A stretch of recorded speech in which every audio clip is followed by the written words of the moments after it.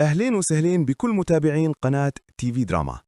اليوم جايبين لكم ملخص مسلسل الخروج إلى البئر الحلقة الخامسة، وحلقة اليوم فيها تطورات ثقيلة فعلا. خيانة، صفقة سرية، وصراع عائلي عم يكبر شوي شوي. قبل ما نفوت بالتفاصيل خلونا نعطيكم لمحة سريعة عن أهم اللحظات يلي رح نشوفها بهالحلقة. عودة جواهر لبيت فهد رغم رفض أمها، عرض خطير يتقدم لسلطان أبو فراس داخل السجن، نقر مفاجئ للحبس الانفرادي، وضغوط سياسية ممكن تغير مصير كل الشخصيات.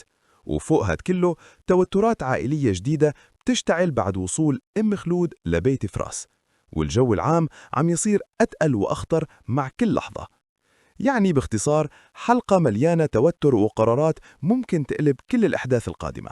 يلا خلونا نبلش نحكي بالتفاصيل. بداية الحلقة بتكون مع خطوة ما كانت سهلة أبداً، وهي عودة جواهر لبيت فهد. جواهر بتحاول ترجع حياتها مثل القبل، وبتحاول تثبت إنها قادرة تواجه كل التوتر يلي صار بالفترة الماضية. بس المشكلة إنه هالرجعة ما كانت مرحب فيها من الكل، خصوصاً من طرف أمها واحد الراهب يلي كانت رافضة الفكرة من الأساس. المشهد هون بيحمل توتر واضح، لأن رجوع جواهر ما كان مجرد زيارة عائلية، كان كأنه خطوة تحدي أو محاولة فتح صفحة جديدة رغم كل الخلافات. وفهد من جهته بيكون واضح عليه إنه الوضع مو سهل، البيت صار مليان ضغط وكل كلمة ممكن تشعل مشكلة جديدة. هون المشاهد بحس إنه العائلة عم تمشي على خيط رفيع، أي حركة صغيرة ممكن تفجر الوضع بالكامل. وبينما هالتوترات عم تكبر داخل البيت، المشهد بينتقل لمكان تاني أخطر بكتير، سجن صيدناية. داخل السجن الأحداث بتاخد منحى مختلف تماماً. اللواء ناصيف بيبدأ بخطوة غريبة شوي لما يتم استثناء سلطان أبو فراس من قائمة سجناء عم يتم تجهيزهم لخطوة غامضة. السجناء التانيين عم يلاحظوا هالشي، وطبعاً هالاستثناء ما بيمر مرور الكرام. ليش تم استثناء سلطان؟ وشو الخطة يلي عم تتحضر؟ الجو بالسجن بيصير مليان شكوك وتساؤلات، وكأنه في شي كبير عم ينطبخ ورا الكواليس.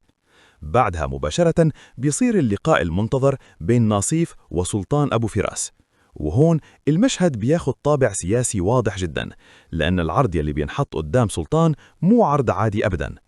اللواء ناصيف بيواجه سلطان بحقيقة واضحة، الوضع صار معقد والمرحلة الجاية ممكن تكون أخطر. وبعد هالمقدمة بيطرح عليه عرض سري. العرض ببساطة إنه سلطان يتعاون مع النظام للوصول لفصائل موجودة في العراق، يعني باختصار يتحول من سجين إلى شخص ممكن يلعب دور استخباراتي حساس جدا. وبالمقابل شو رح ياخد؟ ناصيف بيحكي بوضوح عن إعادة اعتبار لسلطان وتأمين غطاء رسمي له، يعني ممكن يتحول من شخص متهم أو منسي لشخص عنده دور وتأثير من جديد. لكن السؤال الكبير هون، هل ممكن سلطان يقبل بهيك صفقة؟ لأن القبول بهالشي بيعني دخوله بلعبة خطرة جدا، لعبة ممكن تغير مصيره بالكامل. المشهد بين الرجلين بيكون مشحون بالصمت أكثر من الكلام. سلطان واضح عليه إنه عم يفكر بكل كلمة، وكأنه عم يوزن مصيره بين خيارين صعبين. القبول يعني الدخول بمغامرة خطرة جدا، والرفض ممكن يعني بقائه بالسجن وربما أسوأ من هيك. وبعد هالمواجهة مباشرة بيصير تطور مفاجئ، يتم نقل سلطان أبو فراس إلى الحبس الانفرادي. وهون بصراحة المشهد بيحمل أكثر من معنى، هل هو إجراء أمني ولا بداية تنفيذ الصفقة ولا مجرد ضغط نفسي ليدفعوه للقبول؟ الجو داخل السجن بهاللحظة بيصير ثقيل جدا، وكأنه مرحلة جديدة بدأت فعلا. وبينما هاللعبة السياسية عم تتصاعد داخل السجن، الأحداث برا ما كانت أهدأ بكتير. على الجانب العائلي بيصير تطور جديد لما أم خلود توصل لبيت فراس. وصولها ما كان مجرد زيارة عادية، كان واضح إنه في توتر ومشاكل عم تتراكم بين العائلات. اللقاء بين الشخصيات بيكون مليان توتر غير مباشر، وكل طرف عنده كلام مخبى بقلبه. وهون المشاهد بحس إنه الصراعات العائلية عم تكبر شوي شوي، وكأنها انعكاس لكل التوترات يلي عم تصير حوالين الشخصيات.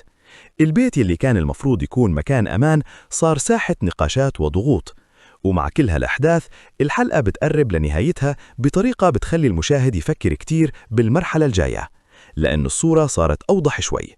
في لعبة سياسية عم تبدأ داخل السجن، وصراعات عائلية عم تكبر خارجه، والشخصيات كلها واقفة عند مفترق طرق صعب.